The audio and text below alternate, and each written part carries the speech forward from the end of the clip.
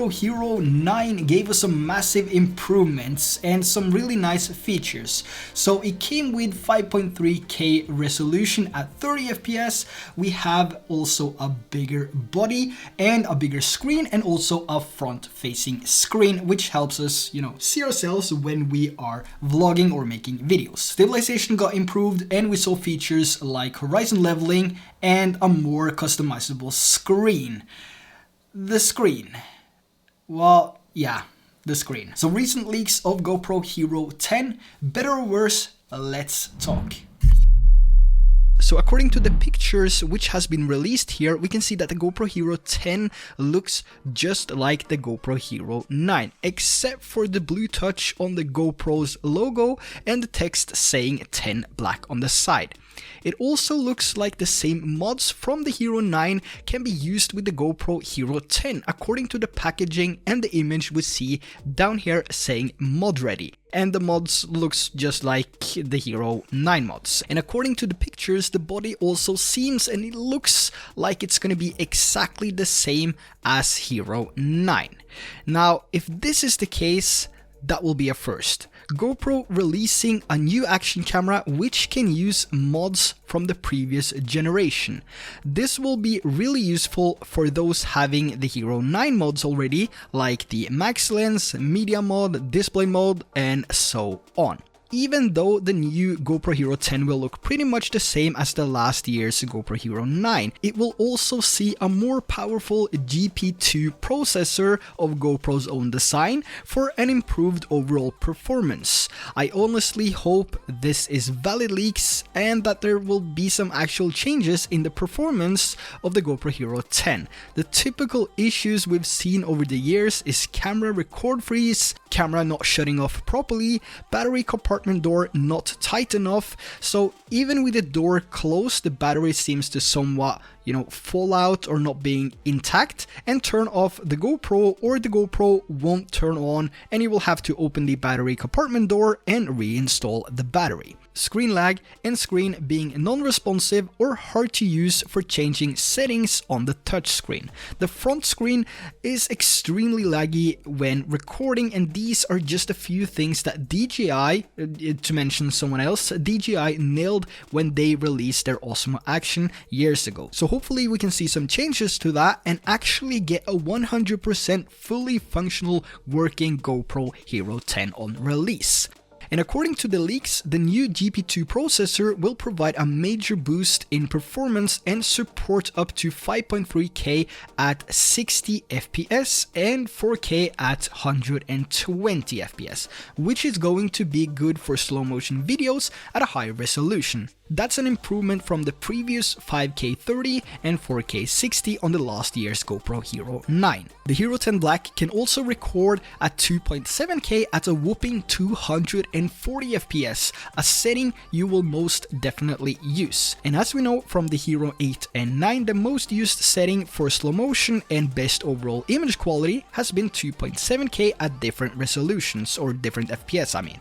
This comes down to a few different factors. 2.7K is higher than 1080p, but it's also less than 4K. So it provides a better image quality and a lower file size for post-production editing. YouTube's compression will squeeze your footage anyway, so the difference between 2.7K and 4K won't be that noticeable. Even in perfect light, you might not see the difference between 4K and 1080p. Now, according to the leaks, there seems to be a bigger sensor as well that bumps photo resolution from 20 to 23 megapixel according to marketing materials and packaging.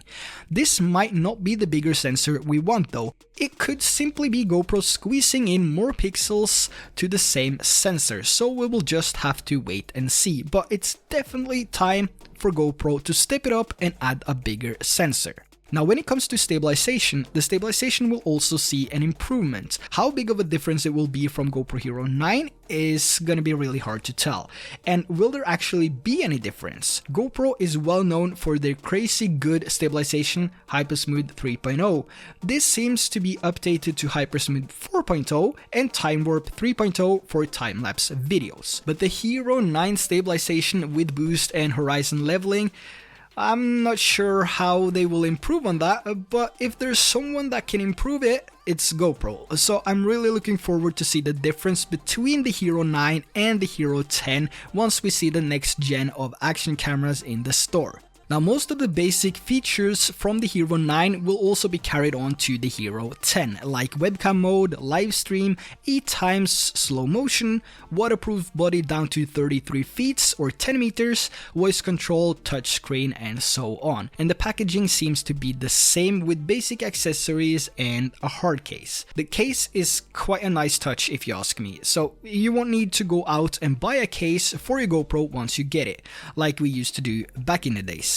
The case has different compartments for the GoPro, battery, and the accessories included. You can also remove the styrofoam and you will be left with more space for other accessories like more batteries, a small tripod, and cables. There's also a place for filters on the top lid, which keeps them in place when traveling around. So the big question is, should you get the Hero 10 on release for $499, which might seem like a reasonable price point for GoPro, or with the subscription plan maybe for $49, or should you wait for a drop in price on the GoPro Hero 9 Black? GoPro is not my first choice. I always use one of my Sony cameras because it gives a better image and better quality, and it's a bigger sensor, and I can change lenses, I can get depth of field, and I can bokeh effect, whatever. It's easier for me to use a proper camera.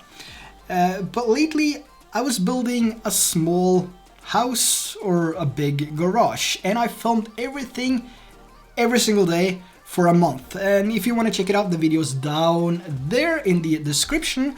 And that was actually the first time that I used the GoPro 8 and 9 for such a long time.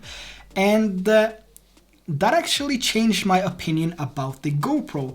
Now, just seeing the easiness of using a GoPro, it could be any other action camera, Osmo Action, GoPro, but just the easiness of just pushing the record button and it starts to record, or just changing it to time-lapse and hit record and you let it just go there for a couple of hours, and that really saved me a lot of time when it comes to the post-production and the file size of the video. So I'm also explaining everything and I'm giving you some tips and tricks in that video as well, so make sure to check out that video down in the description.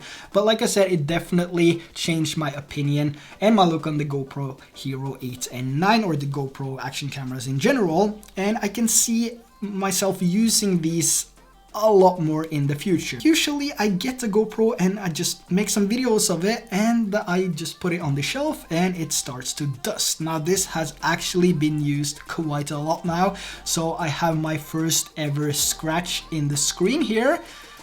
So I am happy with that. That means, I have actually used it and it wasn't a waste of money. Now, when it comes to the release of the GoPro Hero 10, it is expected to be released in this month, September or October, so late September, early October, maybe we see it even in November. Because of COVID-19, we might even see it in 2022. But I expect this to be released in a month or so, and I'm really excited to see the GoPro Hero 10 and what it can do. Now with that said, let me know down in the comment section below, will you be getting the GoPro Hero 10 on release, or will you be getting the GoPro Hero 9 once it drops in price? And that's gonna be the end of today's video. Make sure to hit that subscribe button and notification on so you don't miss out on the GoPro Hero 10 video once we get our hands on the GoPro Hero 10.